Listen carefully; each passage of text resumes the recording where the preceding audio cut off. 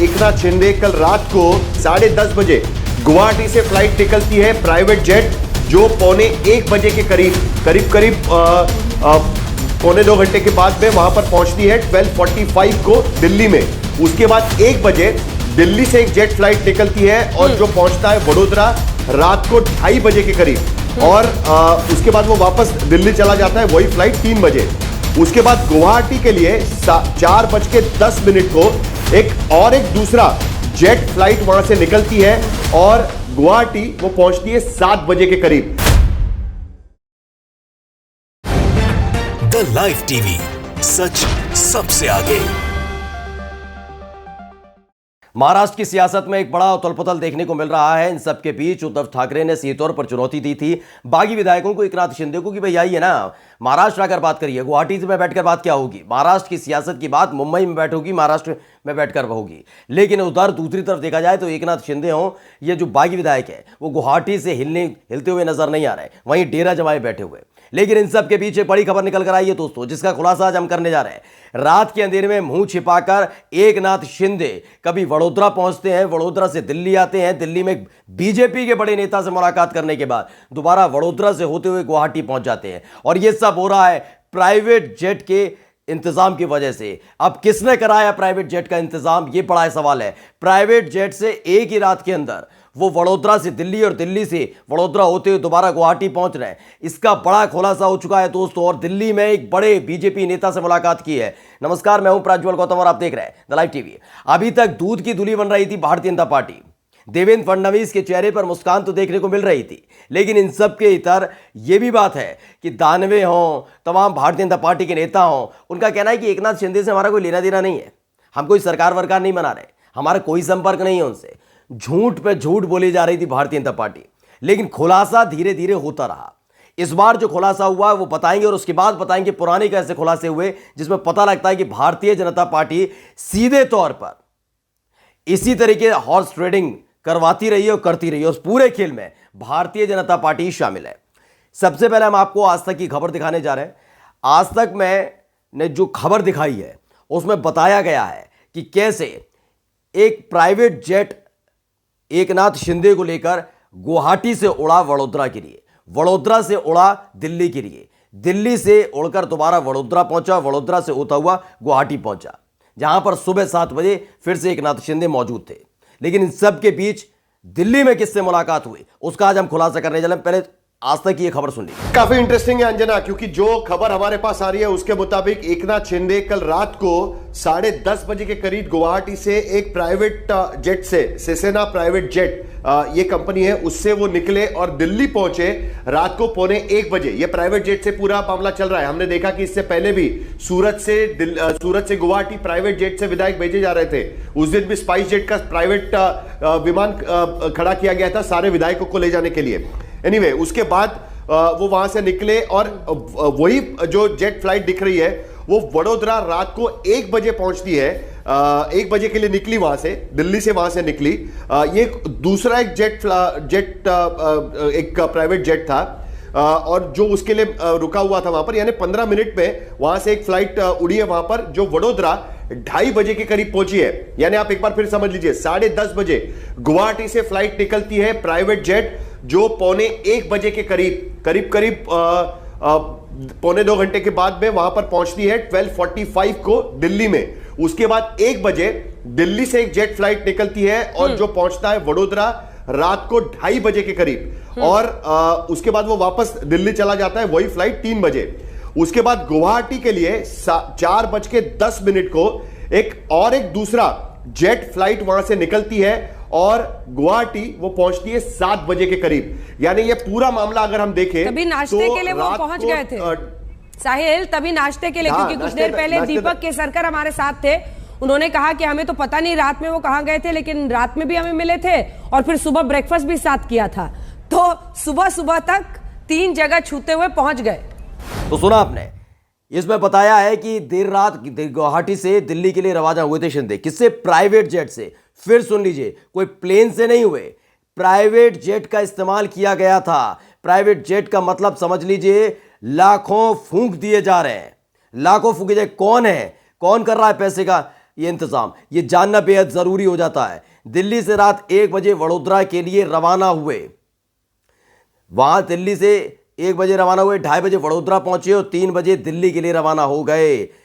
समझ लीजिए कैसे चल रहा है। दिल्ली से सुबह 4:10 पर गुवाहाटी रवाना हो गए। ये एक बड़ा खेल चल रहा है वहां पर कि वहां पर पहुंचते हैं, इस पे जो प्राइवेट जेट है उसका इस्तेमाल किया जाता है। प्राइवेट जेट का किसने इंतजाम किया था? क्या एकनाथ शिंदे का इतना पैसा है वो प्राइवेट जेट का इस्तेमाल कर रहे हैं? और नहीं तो कौन लोग हैं जो प्राइवेट जेट का इंतजाम इन बागी विधायकों के लिए कर रहे हैं?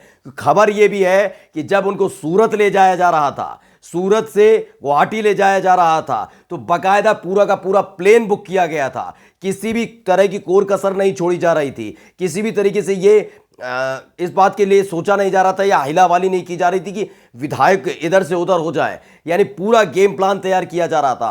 कौन करा रहा था? यानी भारतीय जनता पार्टी इसमें पूरी तरह शामिल है। उसकी वजह यह है कि प्लेन उड़कर किसी और राज्य में भी जा सकता था, लेकिन गया कहां? सीधे भाजपा शासित राज्य सूरत में। कहां गया? वहां से गुवाहाटी, भाजपा शासित असम में, गुवाहाटी में, और वहीं पर अभी भी भारतीय जनता पार्टी शासित असम की ये राजधानी गुवाहाटी में ये शिवसेना के विधायक रुके हुए हैं, एकनाथ शिंदे रुके हुए हैं। आपको बता दें कि कल उनको मुंबई आना था, लेकिन मुंबई नहीं पहुंचे। कहने लगे कि मुंबई आएंगे, सुबह सुबह आना था, ये तमाम चीजें थी। लेकिन देर रात अंधेरे में वो मुलाकात करने बीजेपी के एक बड़े नेता से दिल्ली चले जाते हैं। बीजेपी का ये बड़ा नेता कौन है अब समझने और समझाने की कोशिश नहीं है, क्योंकि भारतीय जनता पार्टी का बड़ा रणनीतिकार जिनको बताया जाता है, चाणक्य बताया जाता है। चाणक्य किस तरीके से सरकारें तोड़ने में बहुत बड़े चाणक्य हैं वो, इसके अलावा कुछ नहीं है। आप ईडी का डर दिखाइए, आप सीबीआई का डर दिखाइए, आप आईटी का डर दिखाइए, करोड़ों रुपए का प्रलोभन दीजिए, इसे चाणक्य नहीं कहते, इसे रणनीतिकार नहीं कहते, इसे सिर्फ और सिर्फ लोकतंत्र का माहौल उड़ाने वाला कहते हैं। और वही काम किया जा रहा है।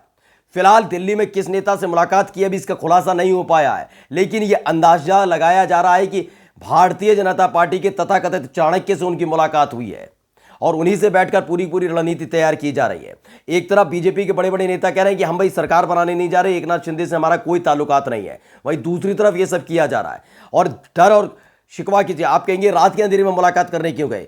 दरअसल आपको बता दें दिन में इसलिए मुलाकात नहीं कर सकते क्योंकि पूरा गेम प्लान जो तैयार किया गया था वो उल्टा पड़ चुका है। दोस्तों, भारतीय जनता पार्टी इस बात के लिए आश्वस्त होना चाहती है, उसके तमाम आला कमान इस बात पर आश्वस्त होना चाहते हैं कि एकनाथ शिंदे पर जो उन्होंने दाव लगाया है वो ठीक दाव है। अगर इधर उधर होगा तो बीजेपी अपने हाथ खींच लेगी, क्योंकि पहले भी भारतीय जनता पार्टी धूल चाट चुकी है, अपने घुटने पर आ चुकी है। जब अजीत पवार को साथ लाने की कोशिश की जा रही थी उस वक्त अमित शाह की बड़ी भूमिका निकलकर सामने आ रही थी, लेकिन शरद पवार ने सामने आकर अमित शाह के सारे प्लान को खत्म कर दिया था और भारतीय जनता पार्टी घुटने पर आ गई थी।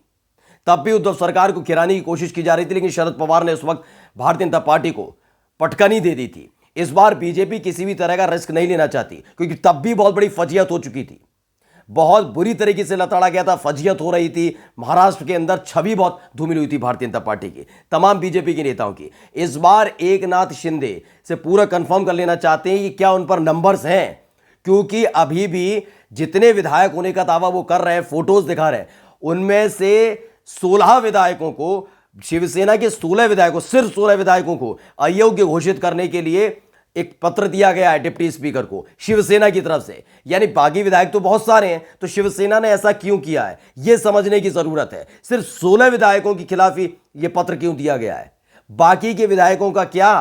अभी तक बताया जा रहा है कि 38 विधायक असम की गुवाहाटी में मौजूद है, गुवाहाटी में 38 विधायक मौजूद है, उनमें से मात्र 16 विधायकों को के खिलाफ ये पत्र दिया गया डिप्टी स्पीकर को कि इन्हें अयोग्य घोषित कर दिया जाए। ये शिवसेना के विधायक अब नहीं रहेंगे, ये अयोग्य घोषित, मतलब विधायकी इनकी खत्म हो जाएगी। यानी बाकी के 22 विधायकों के खिलाफ बिल्कुल भी लेटर नहीं दिया गया शिवसेना की तरफ से। अब सवाल ये उठता है कि भारतीय जनता पार्टी इस बात को लेकर असमंजस में है कि क्या ऐसा तो नहीं है कि एकनाथ शिंदे के साथ जो लोग खड़े हुए हैं, बागी विधायक हैं, खुद को कह रहे हैं ये बागी हैं भी नहीं है, ऐसा तो नहीं, बगावत नहीं कर रहे। जैसे ही मुंबई पहुंचे तो उद्धव ठाकरे के साथ खड़े नजर आए, क्योंकि आपको याद होगा कि उद्धव ठाकरे के चेहरे पर कोई शिकन नहीं है। संजय राउत भी बार बार कह चुके हैं उनके चेहरे पर शिकन नहीं है, और 20 से ज्यादा विधायक उनके संपर्क में है। मुंबई आने दीजिए, खेल तब पता लगेगा। बीजेपी इस समय असमंजस की स्थिति में है, बौखलाई हुई है।